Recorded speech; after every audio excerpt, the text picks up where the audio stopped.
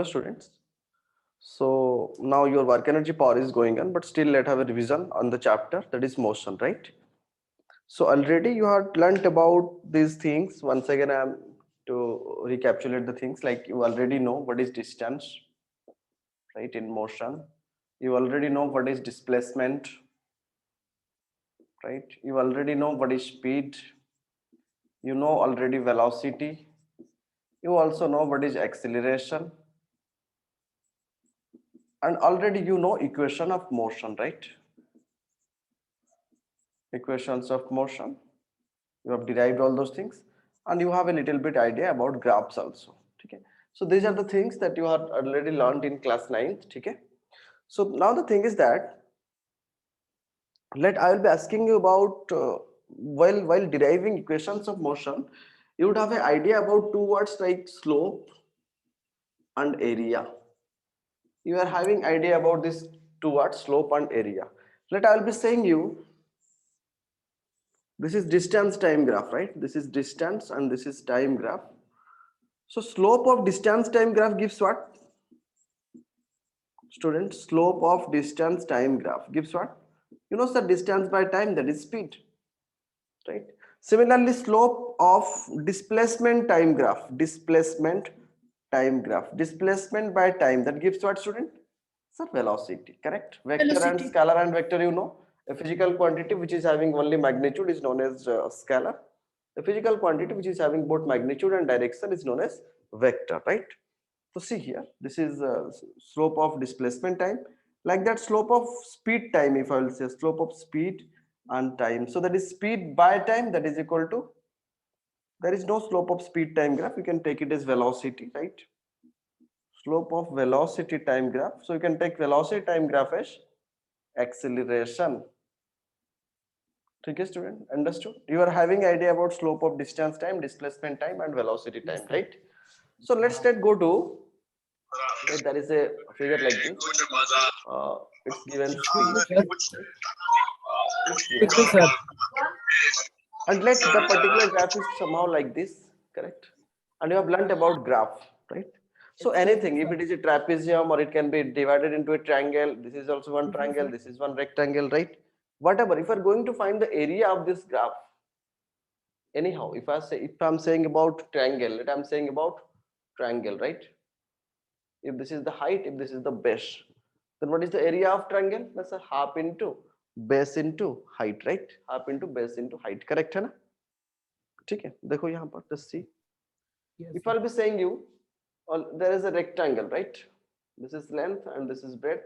So the area of rectangle is going to be length into breadth.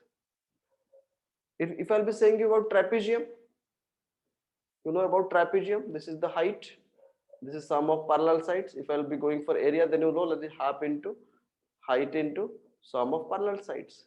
So whatever may be the thing, if it is the speed and it is time, then we are going to multiply speed into time. So speed is equal to distance by time, right? Speed is equal to how much? Distance by time. So distance is equal to how much, students? Distance is equal to speed into time, है ना? Distance is equal to speed into time. That means if I'll be finding the area, मैं एक ऐसे figure की area निकाल रहा हूँ जिसकी y एक्सिस पे स्पीड है और x एक्सिस पे टाइम है. तो स्पीड इनटू टाइम क्या हो रहा है? डिस्टेंस. तो यहां से हम 3 पॉइंट, जैसे यहां पर हमने स्लोप के ऊपर 3 पॉइंट बनाए, फिर हमने एरिया के ऊपर भी 3 पॉइंट बना सकते हैं, right? So let's write here number 1, area under speed time graph. Area under speed time graph. Area under speed time graph gives what? Speed into time is what? Distance, right? So area under speed time graph gives distance. अगर यहाँ से हम देखें तो area under speed time ना लेके मैंने velocity time ले लिया. We just took area under velocity time graph. That gives what, student? Displacement, right? That gives what? Displacement. If I'll be saying about area under acceleration time graph, area under acceleration, area under acceleration time graph, that is how much? Sir. Velocity. That is what? So you got an idea about what is slope and what is area. ठीक है, just note it down, फिर हम इसके ऊपर कुछ आगे पढ़ते हैं। Excuse me, sir. Sir. आपको एक बॉडी ने क्या किया, इस पॉइंट से शुरू किया, ए पॉइंट से, राइट, उसने कुछ यू वेलोसिटी में जर्नी स्टार्ट किया और लेट अल्फा में एक्सेलरेट किया, ठीक है, it started it journey with initial velocity u and it started accelerating with alpha, और ये कुछ टाइम में लेट t1 टाइम पे यहाँ पहुंच गया, राइट। ये u से शुरू हुआ था, अल्फा में एक्सेलरेट हुआ t टाइम के लिए, तो इस पॉइंट का वेलोसिटी कितना हो जाएगा, v is equal to u plus alpha into t1, right, है ना, understood students? Sir, here the समझ आया कि alpha. नहीं? v is equal to u plus at में u में शुरू किया था, t1 के बाद अगर अल्फा में एक्सीलरेट करे तो वेलोसिटी इतना हो जाएगा, राइट, और उसने उतनी ही वेलोसिटी पे कुछ देर के लिए कांस्टेंटली जाने लगा, राइट। लेट ये b पॉइंट ले लिए हमने और ये c point, b to c उसने क्या किया, constant velocity, it move with constant velocity, right. So if this is b point, if this is v, यहाँ पर भी वेलोसिटी v हो गया, राइट, c पॉइंट पे।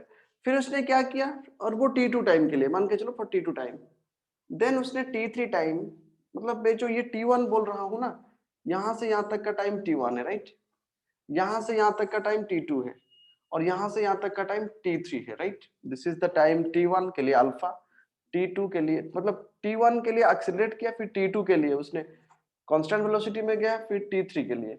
तो यहाँ पर अगर टोटल टाइम की बात करेंगे, यहाँ पर तो टोटल टाइम t1 है, बट यहाँ पर टोटल टाइम कितना हो जाएगा सर, t1 प्लस t2। यहाँ पर टोटल टाइम कितना हो जाएगा student sir, t1 plus t2 plus t3, right. और उसने t3 टाइम के लिए क्या किया, डी एक्सेलरेट किया, क्या किया उसने, डी एक्सेलरेट किया, मतलब वेलोसिटी घटा, और फिर finally came to rest, v is equal to rest means came to rest, came to rest, right. और यहां पर उसने इनिशियल वेलोसिटी u से शुरू किया था, अगर ये स्टार्ट्स फ्रॉम रेस्ट किया होगा, स्टार्ट्स फ्रॉम रेस्ट, तो स्टार्ट्स फ्रॉम रेस्ट मतलब u कितना हो जाएगा, जीरो हो जाएगा।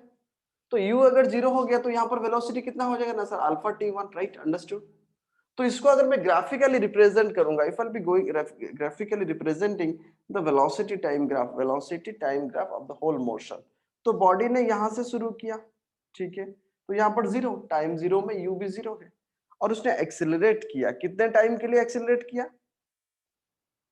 Let this time is t1, right, ये t1 टाइम के लिए एक्सेलरेट किया और अल्फा में एक्सेलरेट किया, और वो जो वेलोसिटी है यहाँ पर कुछ वेलोसिटी आ गया, ठीक है, v मान के चलो, दिस इज v, हमने v लिए, और फिर उसने कांस्टेंट वेलोसिटी में चला, मतलब इसी वेलोसिटी में उसने कंटिन्यू किया, ये जो पॉइंट है ये a टू, ये a से शुरू किया, b तक एक्सेलरेट किया, फिर b टू c तक कांस्टेंट वेलोसिटी में गया, कितना टाइम है टोटल, यहां से यहां तक t2 दिया, क्वेश्चन में ध्यान से देंगे तो this is t1 plus t2, right, t1 plus t2, ठीक है, इस तरह अगर मैं दे दिया।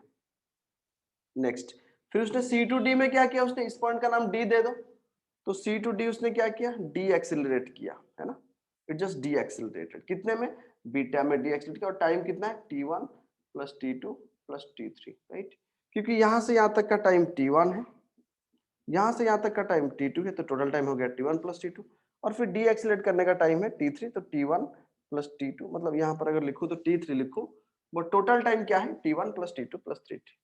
तो ये जो फिगर है, ये जो केस है, इसको हमने ग्राफिकली रिप्रेजेंट किए, तो इसका कुछ दिक्कत है क्या, किसी को कुछ डाउट है इसमें, जस्ट आस्क मी। तो स्टूडेंट अगर ये जीरो से शुरू हुआ, एक्सेलरेट किया, तो ये जो v है, ये v, ये जो अल्फा है, अल्फा का वैल्यू क्या हो जाएगा ना सर, एक्सेलरेशन मतलब निकालने के लिए स्लोप निकालना पड़ता है, तो v बाई t1, और यहाँ पर जो टाइम है, ये टाइम कितना है, t3 है, बीटा, मतलब अगर मैं स्लोप निकालूंगा इसका तो क्या हो जाएगा देखो, तो इस beta is equal how much, v by t3, but ये डिक्रीज कर रहा है, negative, right, this velocity is v, time is t3, यहां से यहां तक slope, change in velocity by change in time, और यहाँ पर अल्फा कितना है, v बाय t1, ठीक है। अगर इसी क्वेश्चन पे उसने ऐसा दिया कि उसने एक्सेलरेट किया फिर डी एक्सेलरेट कर दिया, मतलब इसने ऐसा, मैंने क्वेश्चन दे दिया कि ये वेलोसिटी है, ये ग्राफ टाइम है, उसने ओरिजिन रेस से शुरू किया, कुछ t1 टाइम के लिए उसने एक्सेलरेट किया, और फिर कुछ t2 टाइम के लिए उसने डी एक्सेलरेट किया बीटा में, मतलब वो कांस्टेंट वेलोसिटी में मूव नहीं किया है बीच में, ये वाला पार्ट नहीं है, इस ये जो ग्राफ में फर्क क्या है, ये वाला पार्ट नहीं है, उसने अल्फा में शुरू किया, यहाँ पर पहुंचा, फिर जाके रेस्ट पे आ गया, समझ पे आ रहा है ना। फाइनली हमने ये सब इसीलिए समझा है कि मैं एक क्वेश्चन आपको बताना चाहता हूँ, जस्ट मुझे एक क्वेश्चन आपको सॉल्व करवाना है ग्राफ्स के ऊपर, तो उसके लिए क्या लॉजिक चाहिए था, इसलिए मैंने आपको स्लोप और एरिया के बारे में बताया, ठीक है। तो ये जो क्वेश्चन है, चलो यहाँ पर दिखते हैं, ये क्वेश्चन यहाँ पर है। तो एक बॉडी है जो अल्फा में एक्सिलरेट करता है t1 टाइम के लिए और डिस्टेंस कवर करता है। एक बॉडी है जिसने अल्फा में एक्सिलरेट किया t1 टाइम के लिए और डिस्टेंस कवर किया x1, राइट। फिर उसने क्या किया, बीटा में डी एक्सिलरेट किया t2 टाइम के लिए और डिस्टेंस कवर किया x2, right. This is the distance covered, x1 is the distance covered in that period of time, right, distance covered, ठीक है ना, उसने उतना डिस्टेंस कवर किया। तो स्टूडेंट अगर टोटल टाइम, ये जो है टोटल टाइम इज टी, मतलब टोटल टाइम जो टी है, टी इज इक्वल नथिंग बस t1 plus t2, total time. तो यहाँ पर अगर हमने एक एक करके सारे चीज निकालते हैं, right, so let's first find velocity maximum, भी मैक्सिमम कितना हो जाएगा। देखो यहाँ पर आप देख सकते हो ग्राफ में, ये वेलोसिटी है, ये टाइम है। तो अगर मुझे वेलोसिटी निकालना है तो how to find velocity, just say me how to find velocity. Students देखो यहाँ पर अल्फा है ना acceleration, this v is v maximum, यहाँ पर 0 से शुरू हुआ फिर 0 पे आ गया वेलोसिटी। तो अगर मैं अल्फा निकालू, मैंने नाम दे देता हूँ इसका ओ ए बी, तो स्लोप है, slope of O A, slope of O A that is equal to alpha and that is equal to how much, v max by t1, so that means t1 is equal to how much, ना sir, v max by alpha, understood। फिर वो t2 time के लिए D accelerate कर रहा है, तो slope of, अगर मैं स्लोप ऑफ ए बी निकालूं, if I slope of A B, so that will be how much, यहाँ पर वेलोसिटी कितना था v max, यहाँ पर वेलोसिटी कितना हो रहा है 0, so that is equal to how much, अगर माइनस तो आ जाएगा क्योंकि डी एक्सिलरेट कर रहा है, but that is equal to beta, that is equal to how much, v max by t2। तो यहां से t2 कितना आ गया student, sir v max by beta, understood, ठीक है। तो यहां पर एक चीज, टोटल टाइम कितना है, total time is equal to t1 plus t2, so that is equal to how much student, ना सर t1 तो हमने यहां से निकाले v max by alpha, vm लिख देता हूं by अल्फा, पर यहां पर हमने लिखे v max by beta, right. तो सर v max कॉमन ले आते हैं, 1 by alpha plus 1 by beta लिख दिया हमने, समझ पे आ रहा है ना, राइट।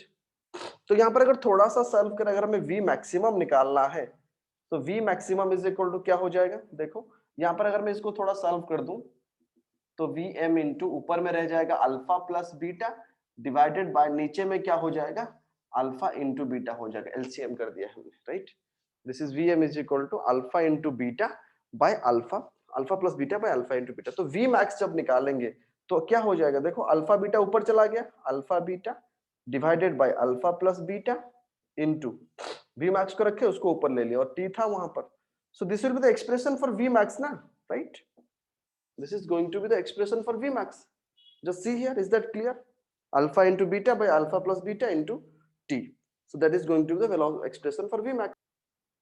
स्टूडेंट समझ लिया ना, हमने लिया alpha is equal 2 metre per second square, beta is equal 1 metre per second square, total 3 second के लिए ये हुआ है, मतलब कुछ देर के लिए उसने एक्सेलरेट किया, कुछ देर के लिए उसने डी एक्सेलरेट किया और टोटल टाइम इज 3 सेकंड। तो what is the maximum velocity, formula से हमने डाल दिए 2 into 1 by 2 plus 1 into 3, so that is 2 by 3 into 3। अगर जूम आउट हो जाएगा तो दोबारा रिजॉइन करना, ठीक है। तो 2 by 3 into 3, तो 2 2 3 3 कैंसिल, 2 मीटर पर सेकंड कर दिया हमने डायरेक्टली क्वेश्चन।